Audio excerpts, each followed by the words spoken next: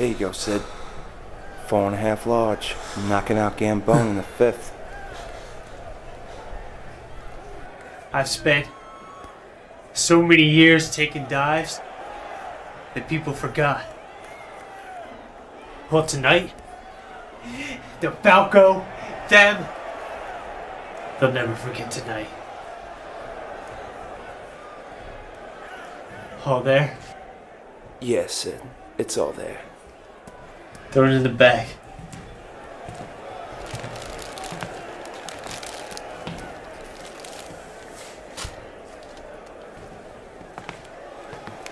The Falco looking for me? Yes, Sid. He's pissed. See you around, Sid.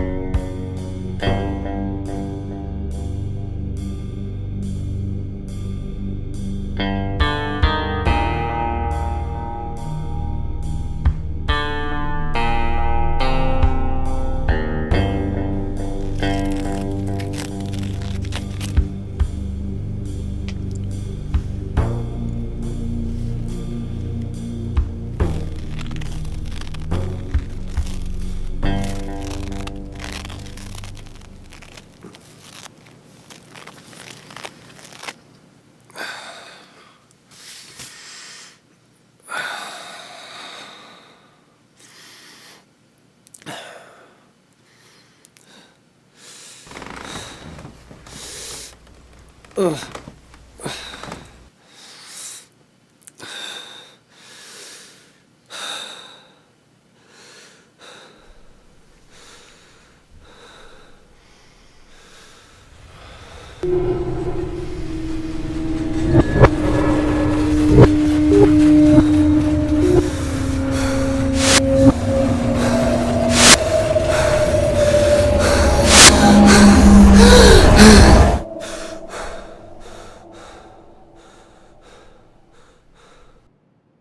Jesus. Well, I was half expecting a bottle of celebratory champagne. But this will do. You know, the Falco's gonna be looking for you. Not if he's looking for you first. He's pissed, Sid. He lost a lot of money tonight. Good. It's been a long time coming. Tonight, I bet on myself. On us. And I won. End of story. You realize no matter what we do or where we go, we're always going to be looking over our shoulders. He doesn't control me. And you shouldn't let him control you either. This coat, this dress, the makeup I wear. It's all him.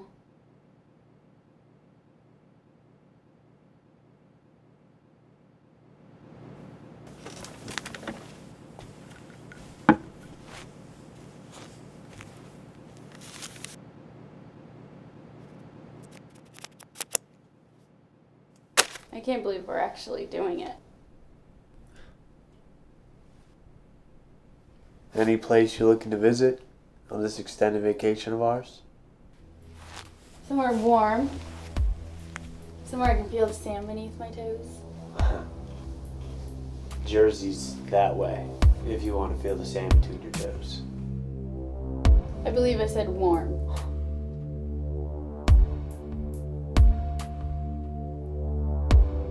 About $4.5 I made off with tonight. I figure it's enough to get us by for a little while.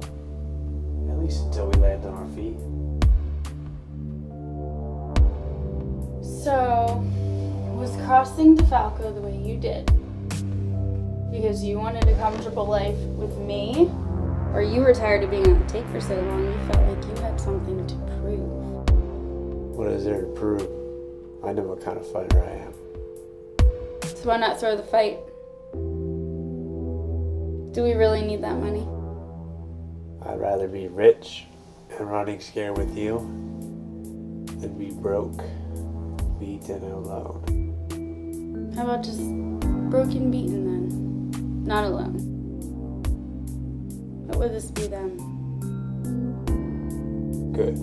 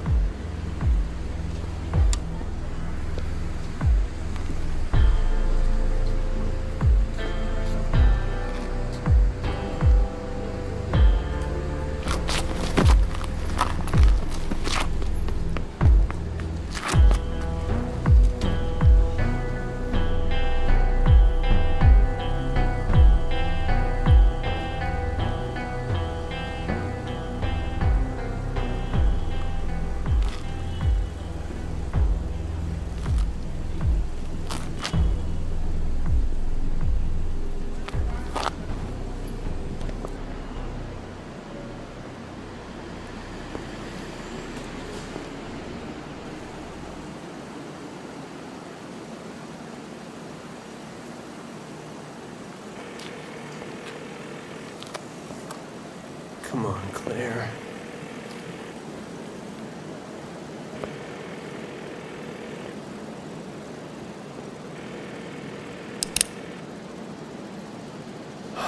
Son of a bitch.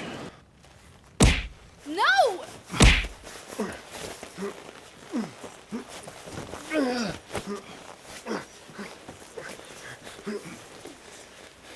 Let him go, boys.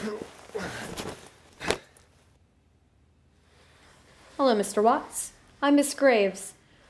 Mr. DeFalco has asked me to inform you that he's running a little behind. What? Aren't you like DeFalco's secretary? Shouldn't you be fetching coffee or something? Yeah. Or something. You know, you're a fool, Mr. Watts. My employer can be a very forgiving and understanding man. But you have pushed this thing way too far. Most likely past the point of no return. Oh, and just a piece of advice for you, Mr. Watts. Do not beg for forgiveness. That can be an unflattering sight to see on a man.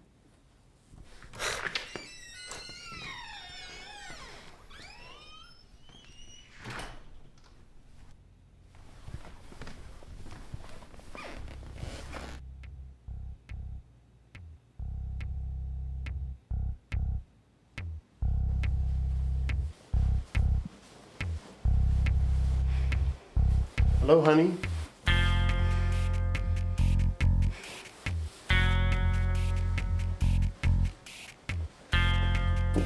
Please forgive my tardiness. Had some dire business that required tending to. Let me ask you something, DeFalco. Did you feel like a big bad man when you gave her that shiner? Oh, heavens, no. No.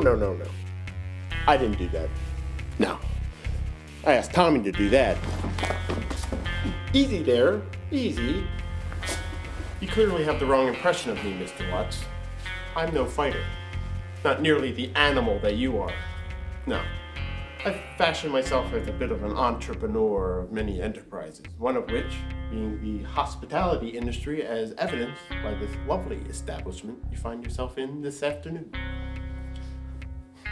We've known each other for a long time, you and I. No, not personally, but from afar. If I asked one of my associates to tell you to take a dive in a fight, you would. You always made it look so easy to lose, Sydney. And I made sure, of course, you were rewarded for your efforts. But last night, something changed. Instead of going into business for me, you went into business for yourself. You see, we share a common interest, you and I. That interest being the world of professional boxing. But unlike you, I do not subscribe to outcomes based on luck or chance. No, Mr. Watts, I do not see it that way. I like to know where I'm putting my money, who I'm entrusting it with, and most importantly, whether it turns a profit or not. Whereas you see your profession as a sport that rewards athletic ability and prowess with fame and fortune. I do not see it that way. It is what it always has been, an easy way to make a quick buck. And if you take nothing away from our meeting today, Mr. Watts, please understand this. No amount of physical attributes can compete with me. Because my money equates power, my power equates respect, and my respect almost always equates fear. Now, with that being said, my associates have informed me that they found what rightfully belongs to me on your person. Tell me, did you really think you'd get away with it? Oh, of course you did. Why else would you bet against yourself? Clearly it's worked so well thus far. How about you lose the meatheads? Find out for yourself. That's good. Really. Well, I believe this matter is now moot, unless you have any further objections, in which case my counter-argument would be very dissuasive to your overall health and well-being. No? Well, okay then. I guess that settles that then. Ah, wait. There is one more matter that needs tending to, and that's what to do with our beloved Claire. Now, seeing as you two have been fornicating behind my back for quite some time, I'd be hard-pressed to just shoot you where you sit, because that's generally what I do to those who fuck with my property, Mr. Watts. She isn't your property. Oh, come now. Do I really have to go over the whole money equates power argument again? Because you're a grown man, you're a smart man, Sid. You should know better than to fuck with another man's property. Especially if this is the man you'll eventually find yourself dealing with. Now, lucky for you, our darling Claire here is about a dime a dozen. And with a simple snap of my fingers, I can pull another one out of the same gutter that I found this one in. See, we have to resolve this tiny little problem of ours, Sid. But first, I'll make us some drinks. How about it? Old-fashioned? Ah, hey, I'd be remiss if I didn't mention how much of a fan I am of your work in the ring. Southpaw? Yes. Southpaws are rare breeds.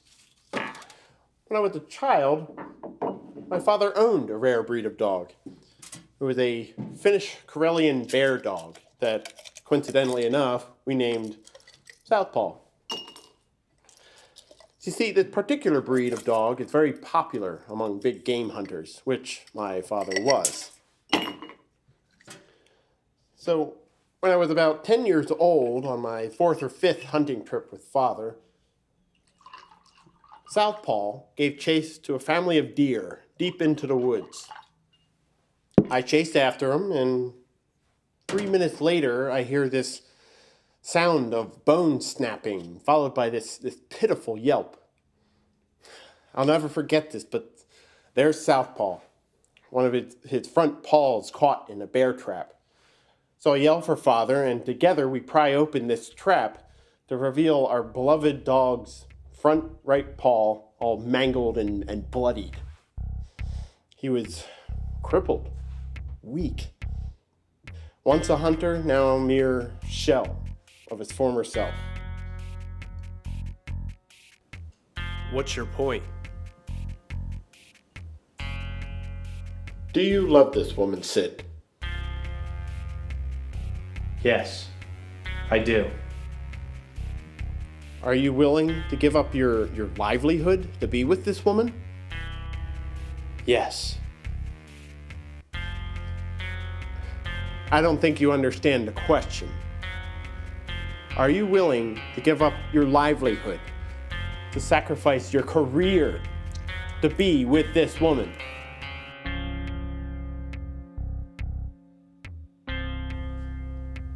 Fuck you. Defiant. I see. Boys?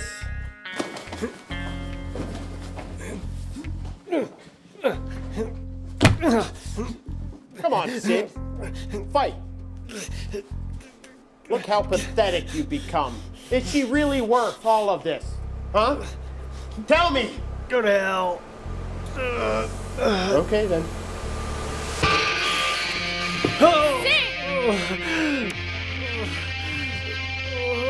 Fuck!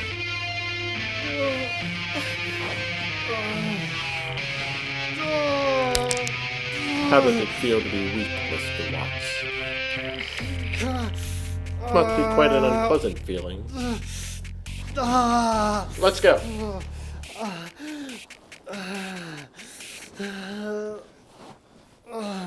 You're a goddamn monster. I remember when I brought you that coat. It wore you so well.